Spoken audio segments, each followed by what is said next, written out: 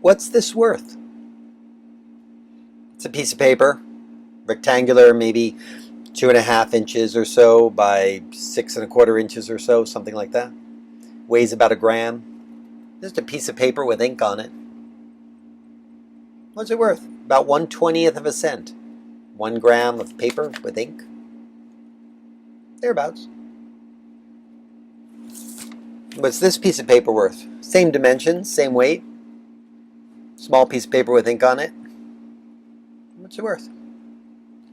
1/20th of a cent, maybe? How about this one? What's that worth?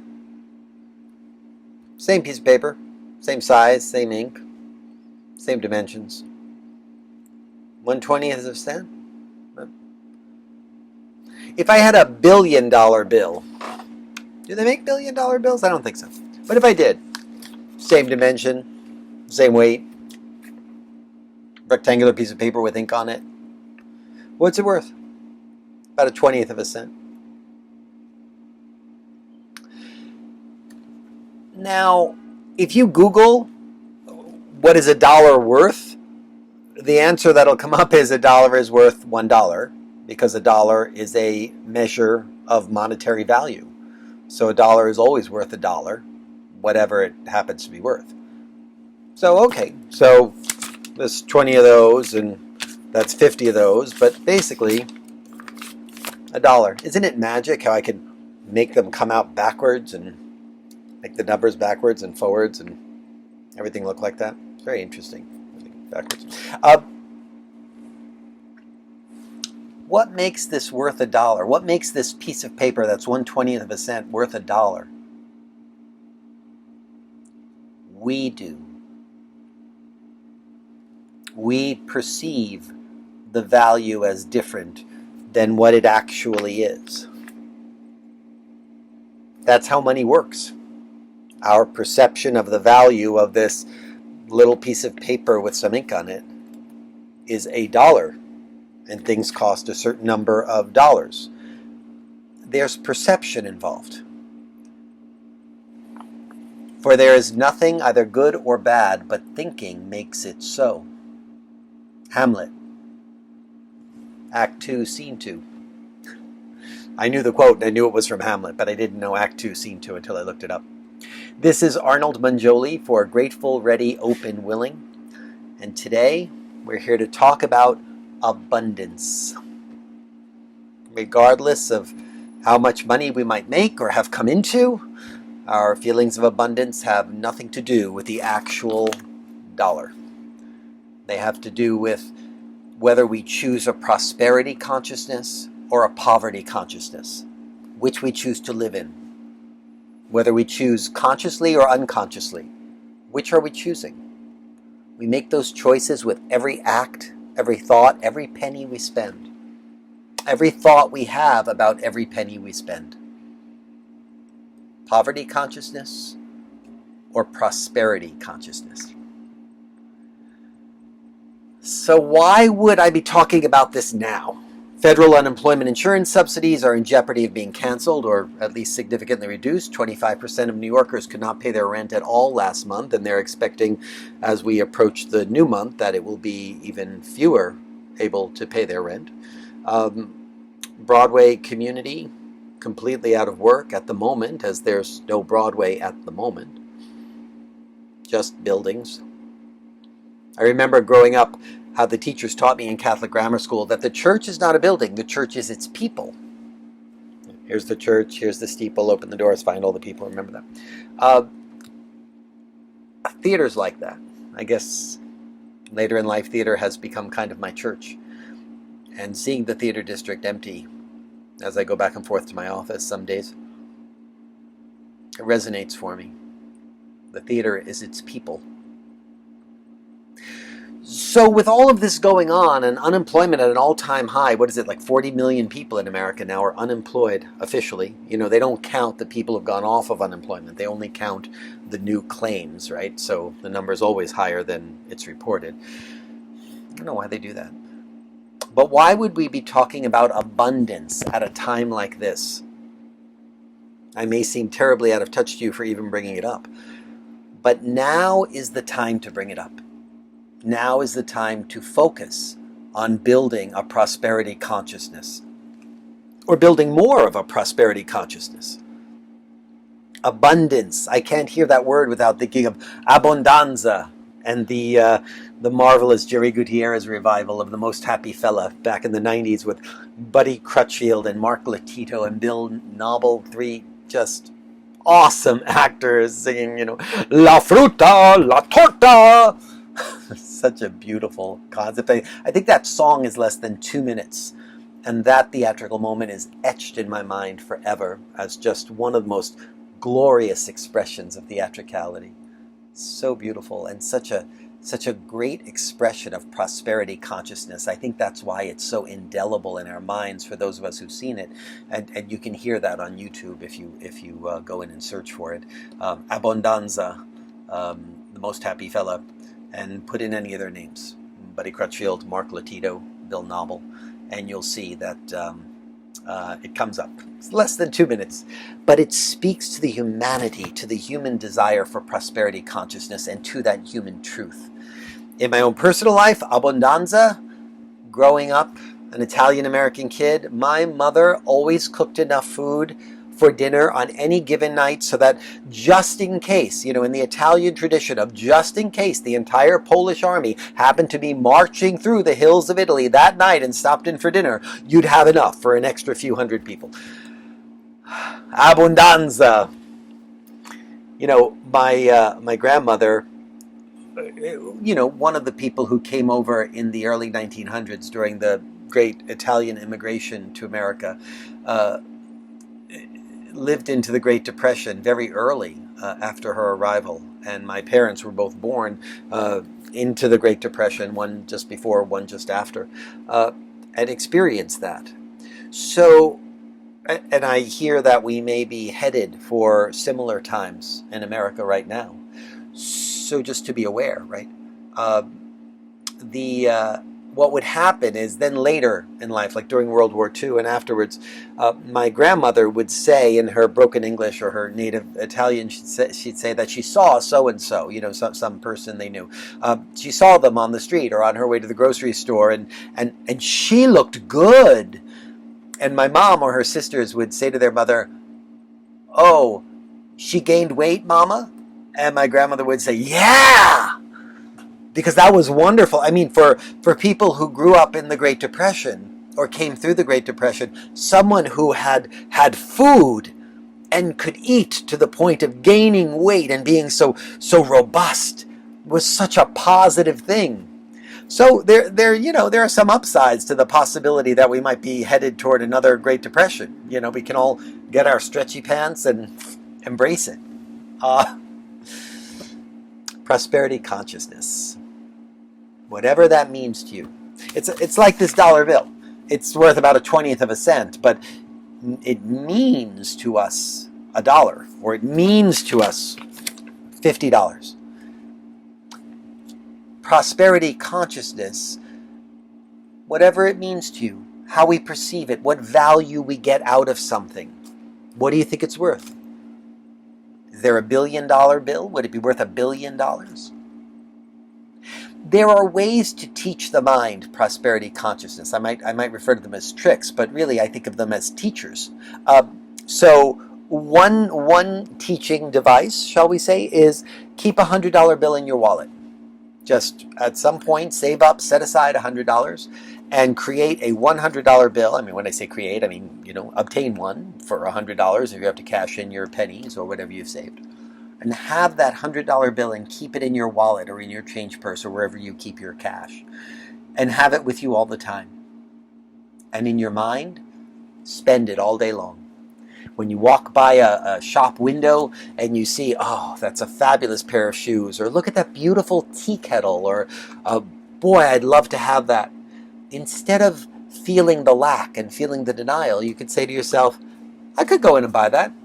I have $100 in my wallet right now. I could go buy that if I want. Do I want it? Or do I want to save my $100 and see if I want to buy something else? You have that option. It's a great reminder of our own wealth, prosperity, prosperity consciousness, abundance. Another wonderful, wonderful thing I learned recently is the idea of spending in your mind each day. You start with $1,000 one day and you say, I have $1,000. What shall I spend it on?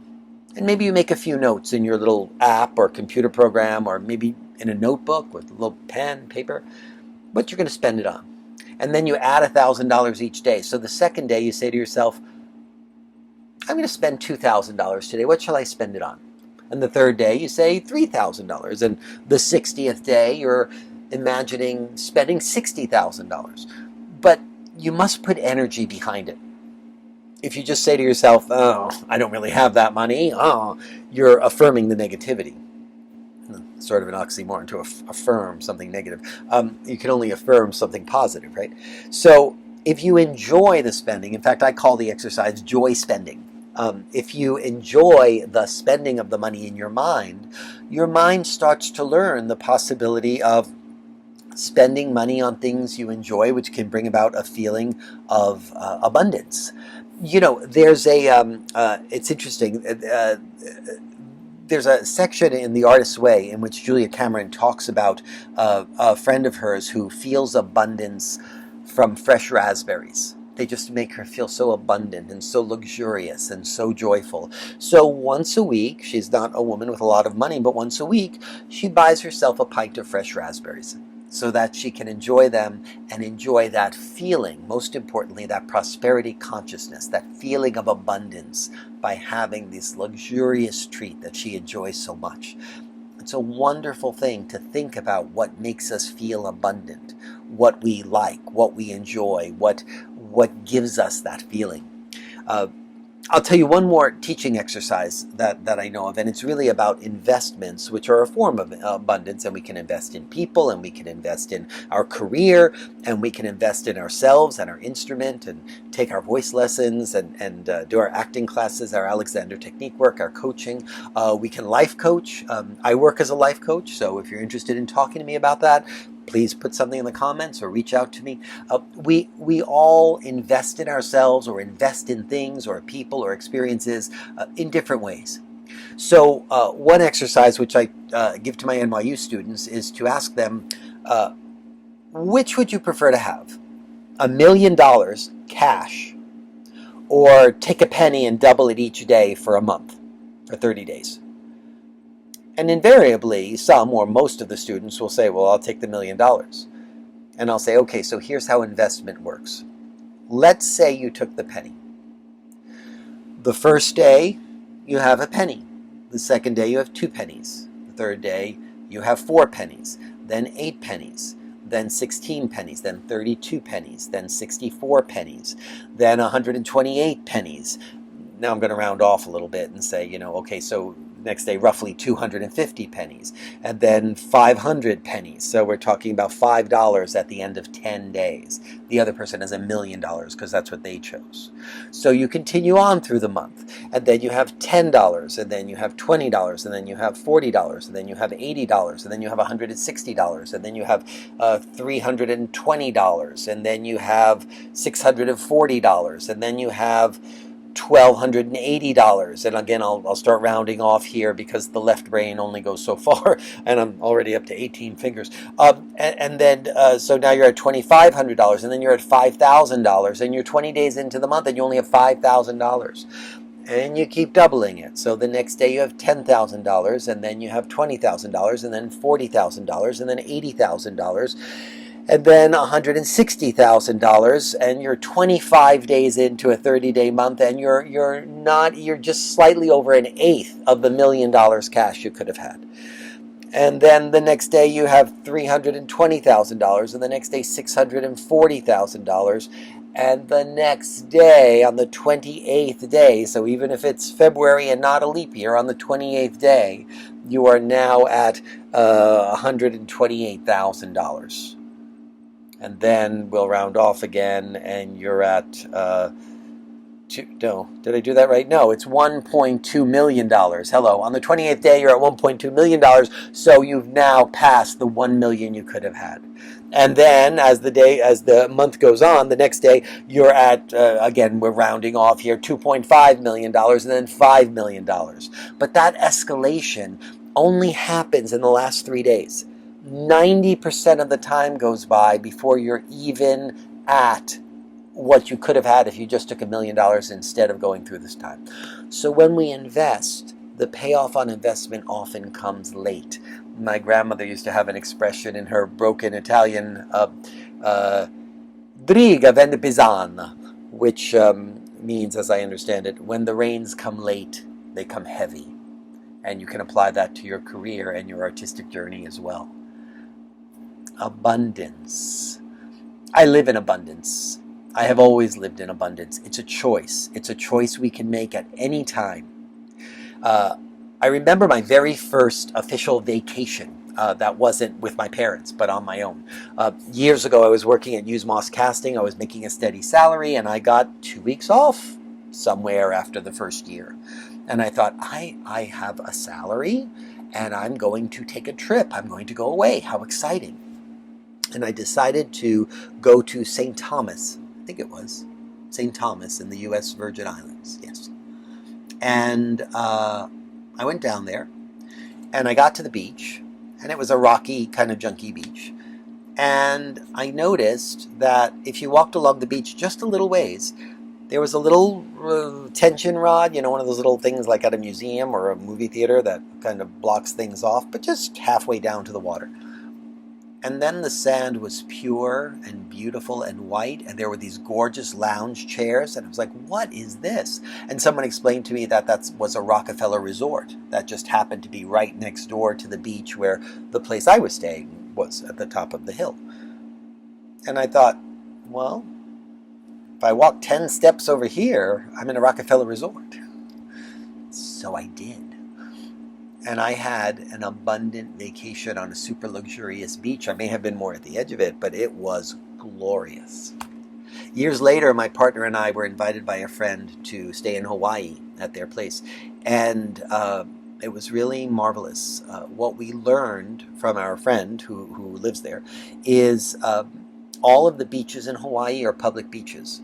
So the fanciest hotels have these gorgeous private seeming beaches, but you are allowed to walk into any hotel and walk through it to their private section of the beach, because all beaches are by state law public, and you can be on that beach that is kept so beautifully and enjoy the luxury of that.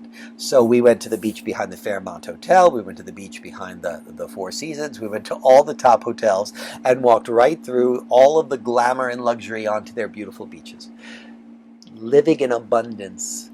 Some years ago, I used to spend my summers in Provincetown because, theater some years ago, in those days, it was something that sort of died down during the summer. There weren't so many summer theater festivals and such.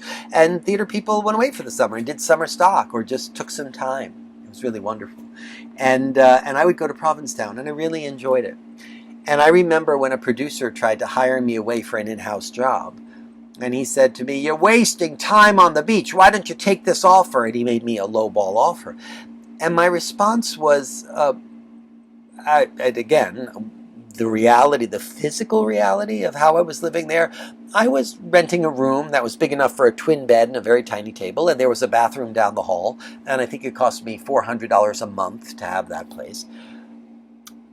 But I wasn't thinking of it that way. I wasn't experiencing it that way. I was experiencing in prosperity consciousness the abundance of having the beautiful beach and the sky and the sun and the ocean and the starry nights, and what a magnificent place it was. So without even thinking, I just fired back at him and said, actually, what I'm doing this summer is I'm on a $35,000 vacation. What offer are you making that's going to even tempt me slightly to walk away from that to come work for you? And we started talking very differently. Because I was living in the experience of a prosperity consciousness. I wasn't weighted down with, well, I'm in a tiny room with a bathroom down the hall. It's not the best, most luxurious living circumstances. No, it was the best. I had the beach every day. I had the stars every night. What more abundance is there if I had been staying in a very luxurious, $500 a night bed and breakfast? I wouldn't have had anything differently in the days and the nights. I was there to be outdoors and to be by the ocean. So there's so much that we can enjoy living in abundance.